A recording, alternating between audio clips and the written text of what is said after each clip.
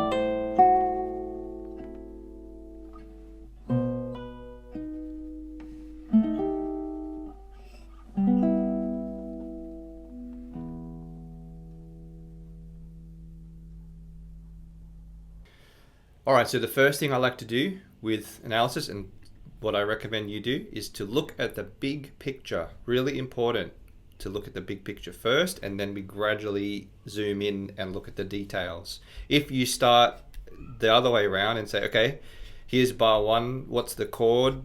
You don't have a context. It's really important to have context because that tells you a lot. So what is the form and what keys do we have? That's usually the first question I like to ask. What is the form? How many sections are there, and what key is each section in? So in Adelita we have a first part, a first section. You can hear that it's in some kind of minor key. We have the double bar lines with the repeat and the fine there. That's usually a clue that it's the end of a section. So we have the A section there, and it's in the key, it's in minor. We have an E at the end there. We've got one sharp in the key signature. You can use the circle of fifths or some kind of chart to help you know what the keys are. The key signatures, we're in the key of E minor. Okay, so I'm not going to look at any chords yet. Just say, okay, we're in the key of E minor for the A section. Okay, then the B section is after the A section here, and we get the key change, the four sharps there. We still have E in the bass at the start and at the end. So now this is called the parallel major. So that's the key of E major. So we went from E minor to E major. Every piece of analysis should inform our interpretation in some way. So this is where a lot of people will stop. They'll say, okay, I identified the keys, that's good. But what's that? What does it mean? Like, what's the purpose of the key changes, right? Typically, and this is going to sound really obvious, but don't overlook it, even if it's obvious. Typically in minor, it's a sadder, more melancholy mood, and in major it's typically a brighter, happier mood. So what is the mood of each section? That's where looking at the keys that can help to inform you. Now specifically, different minor keys can have different types of moods. Different major keys can have different types of moods too. And I go through that a bit. I explore that a bit in my book called Fundamental Harmony as well. But it's very much subjective. Okay, so you can create your own association, right? So you could say, for the E minor section, you could say lamenting. That could be the mood, and that would affect how you play it, right?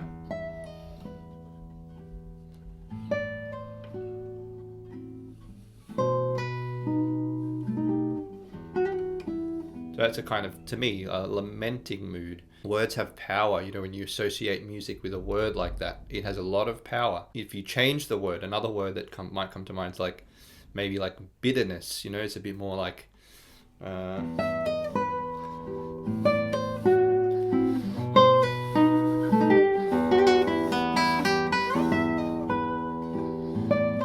right? Very different. It's amazing. Music is a very flexible language. There's no right or wrong. Francisco Tárrega didn't leave any clues. We don't have him on YouTube, talking about what Adelita means. We don't know much a lot of the time. So it's really up to us to create that story. So I personally like the first one. I think I said lamenting. I think that's a really nice one. Lamenting. So that's going to change the way that you play it. And that's based on the key of E minor. And then we go to the key of E major.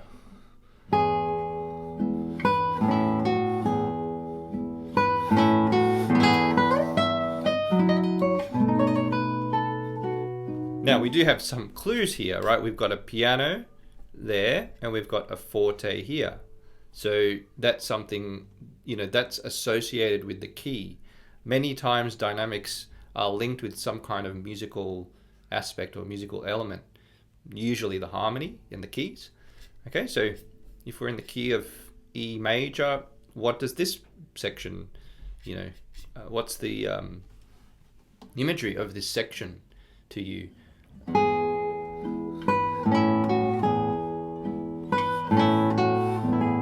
Yeah, it's definitely brighter, but it's not, I wouldn't say it's like joyful.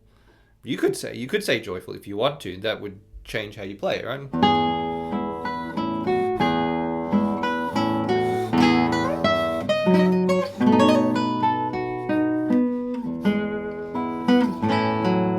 Right, so you could, sure, if you want to, that's totally fine. I find that's a little bit too extreme for my taste, but you could definitely go there.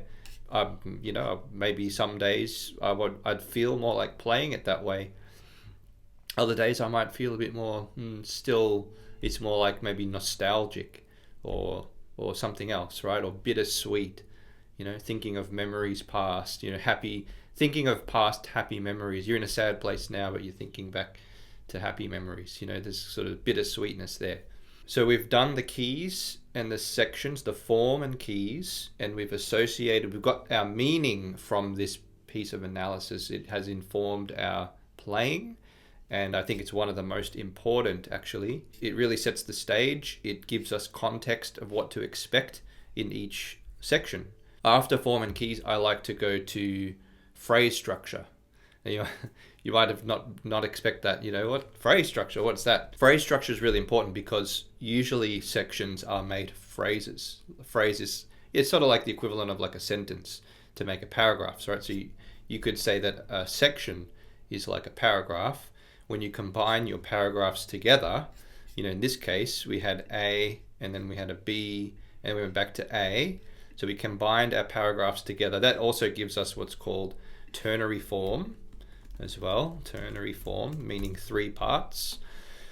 So those are our three paragraphs that create the entire story. Now each paragraph is made of sentences, and that's what we're going to look at. Sentence is like a phrase. And there really are only two types of phrase structures. You might be thinking, what? There's only two types of phrase structures. Yeah, there's Basically, there's just two types of phrase structures that we see. You could say three. You could say the third would be just a free phrase structure, completely free, which does happen. But if there is a structure to the phrase, it's going to be usually one of two. And Adelita actually has both, which is pretty cool. It has both phrase structures. So the first one is called a period. Period meaning, like in Australia or in the UK, we say full stop. In America, they say period, like at the end of a sentence. Period. Okay? So that's the first type of phrase. And then the second type of phrase is called a sentence, and we see that in the B section. So period and a sentence. A period, what is a period? It's a question and answer. Question and answer. It's usually 4 measures plus 4 measures. So at the end of 4, if we count, 1, 2, 3, 4, we get here. Let's put a comma there. That's our question. And then at the end of the next 4, that will be our period. Comma, and then period, question, first 4 measures, answer, the next 4 measures. So if I play it now, you should hear that structure emerging.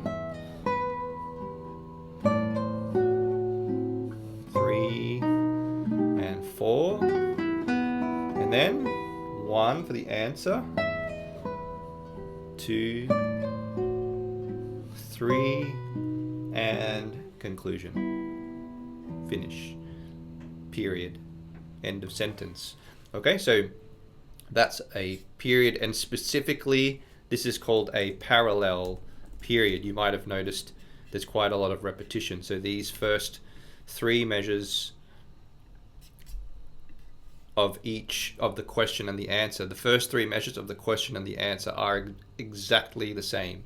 They are exactly identical. If you watch my last video, the 20-minute composing crash course, you'll see that you can do this. You can just copy 3 or 4 bars and paste them into the next 4 bars, and you get what's called a parallel period. That's pretty much what Tárrega does here.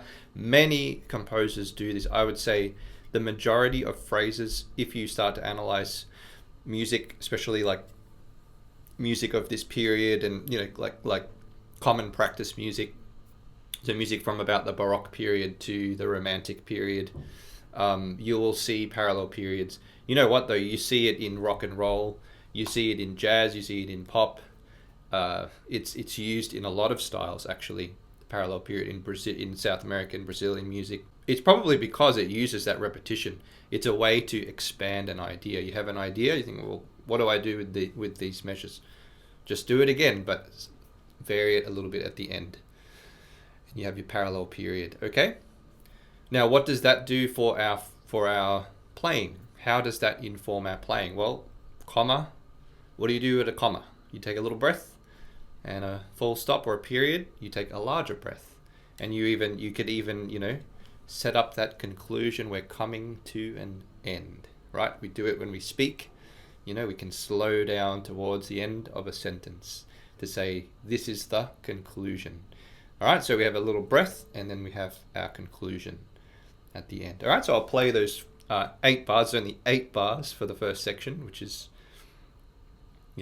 might take you by surprise. There's only 8 bars. Here we go. So 1, 2, 3, 4. Now I'm going to take a breath. 1, 2, 3. Retardando, he writes. 4. Conclusion. Okay? So it punctuates your playing, which is very, very important, especially because guitar music doesn't use phrase markings. A lot of instruments, violin, flute, piano, whatever, pretty much, I haven't looked at lots of other instruments, but from the ones that I have looked at, like violin, piano, flute, they seem to have phrase markings. So you would see something like, in the score, you would see, obviously not in red, I'll put it in black here so it looks more, you would see this kind of phrase marking like that, and then like that. And that's so clear to the eye, like, oh, that's one idea, right up to that point. Then you take a breath, and then there's the next idea. Guitar music almost never has phrase marking, so you have to be very, very thoughtful and perceptive about the phrases, and this is one of the guidelines. Look for parallel periods. I would count 4 bars at a time. Most of the time they're 4 measures. 4 measures is interesting. 4 measures is, it's long enough so that it allows you to, string out your idea, but it's short enough so that it doesn't feel like it's dragging on. It seems to be a sort of, and maybe there's something about, it's an even number. I don't know exactly, why 4 bars, but it seems to be a balanced amount. So that's the parallel period in the A section. Now in the B section, we have a sentence. So a sentence is a different type of phrase structure. Basically, a sentence is, if I had to summarize, it's short, short, long. And that's usually either 1 bar plus 1 bar plus 2, or 2 plus 2 plus 4, okay? And usually the short ideas are usually either repetitions of each other, or they'll be very, very similar to each other. So in this case, they are repetitions. We get 1 plus 1 plus 2, and then you can see the clue, un poco lit. So there's our comma. So we have 4 bars there, but it's a different arrangement, it's a different organization. It's not a question and answer this time. Although it is sort of a mixture, actually. You'll see in a minute that Tarrega's kind of mixed parallel period and sentence together. So that's our first sentence, and then our second sentence, or our second phrase. I think our second phrase is not a sentence this time. So it's like a conclusive 4 bars. The thing is, though, if you look really carefully, the melody here is actually the same melody as here. Okay, so that's the same melody. So it's sort of like alluding to a parallel period, but a little different. I mean, this Tárrega was a very good composer, so not everything is always super clear cut. That's one of the challenges with analysis, is that a piece of music is a living, thing. It's dynamic. It's not like always just following the textbooks, right? It's usually going to have some little surprises like that. So there's our sentence. So we have 1, and then 1, and then 2.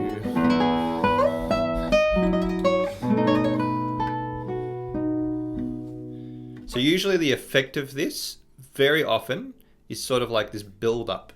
We sort of like, it kind of seems to build up, and then we might get a little bit of a slight comma there.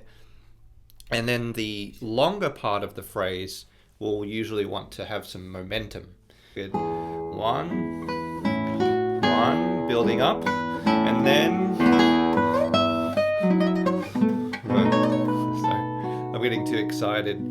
Yeah, but so we're building up momentum, and then we're slowing down towards the end. That's the typical sort of pattern of a sentence. And then for the final 4 measures, now Tarrega does give us some clues, a tempo. Here's that melody. Right?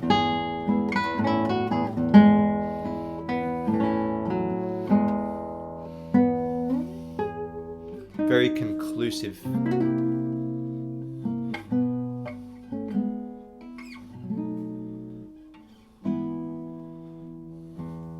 Right.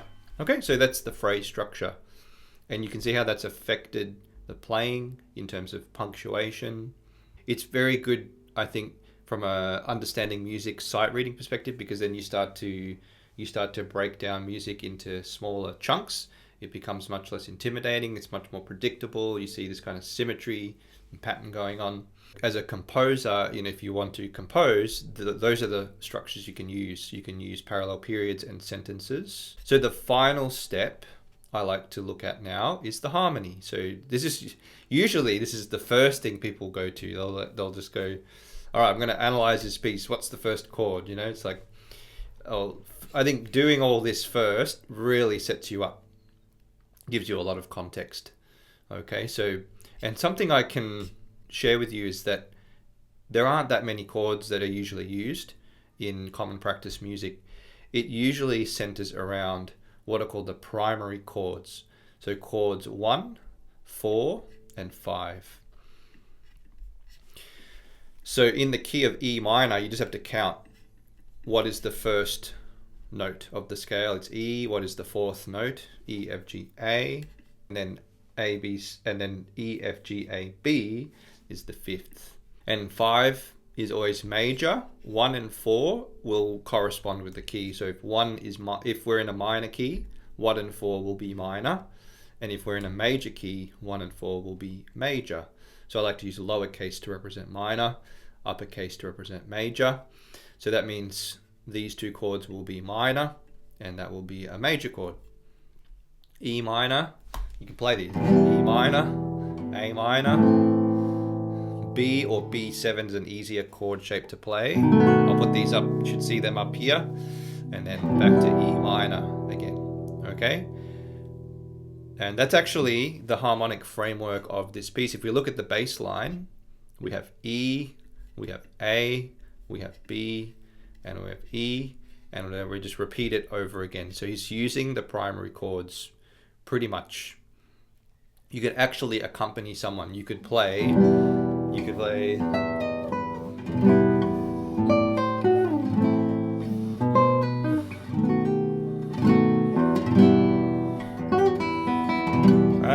minor, A minor,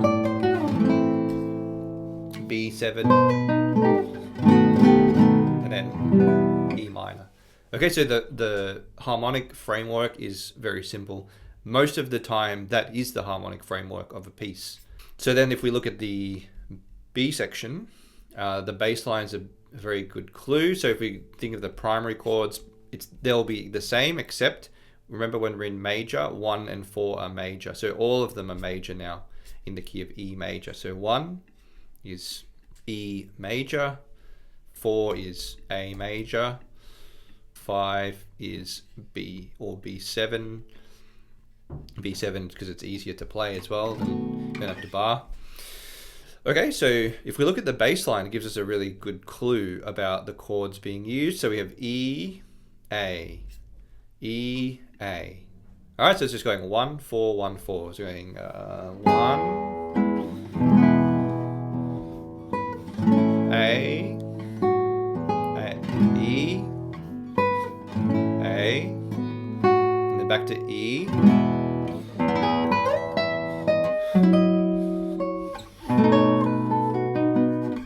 We get one exception here. There's actually one more exception later. So there's only 2 exceptions to the primary chords, which is pretty cool. So that chord, I'll just tell you that's a 2 chord. So that in the key of E, that's an F sharp minor 7, F sharp minor 7 chord. And another very common progression is 2, 5, 1. And that's actually what we get. We go 2, 5, 1. So that's going to the B, and then back to the E here. And then if we look at the bass, E, A, E, so 1, 4, 1. Then we get another exception. This one is called an augmented 6th chord, which is a bit more complicated. So it's going to a 5 chord and then a 1 chord at the end. Actually, this final this final progression is called a cadential 6/4. Now all this stuff we talk about in CCG in the Foundations program. Cadential 6/4, very common way to end a piece, but it's still basically 1 and 5 chords there. Okay, so as an analysis, that's pretty much it. So finally, how does labeling the chords help us interpret the music? How does this inform our understanding of the music? So with harmony has a lot to do with coloring and also with tension and resolution. So the 1 chord is often a sign of repose and resolution. The 4 and the 5 chords are usually a sign of tension. So basically at the start we're going 1 4 5 1. So that means the phrase is kind of building towards the 5 chord, and then it's relaxing again to the 1 chord. So we get 1 4 5, and then 1, and then he does it again. 1 4 5. This time we're going to come down though, because we're ending the section. All right, so there'll always be exceptions, but yeah, generally that's how it can inform your interpretation. So in the B section, when we're going E A E, A, can do a little bit more tension and then a little bit of repose. And then here 2 5, and then the energy of that dissipates back to 1 4, a bit more energy, and then we're heading towards the augmented 6th chord, which is very surprising, and then the cadential 6 4, which is basically like a cadence to end.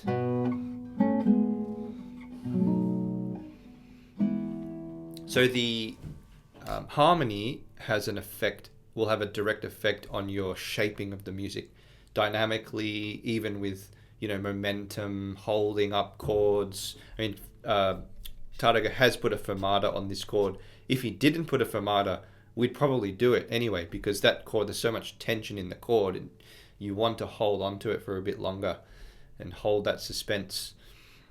So a lot of the dynamics in this particular piece, you know, a lot of the dynamics are there already, but very often there are no dynamics. So if you have knowledge of harmony like this, it can help you to form your interpretation.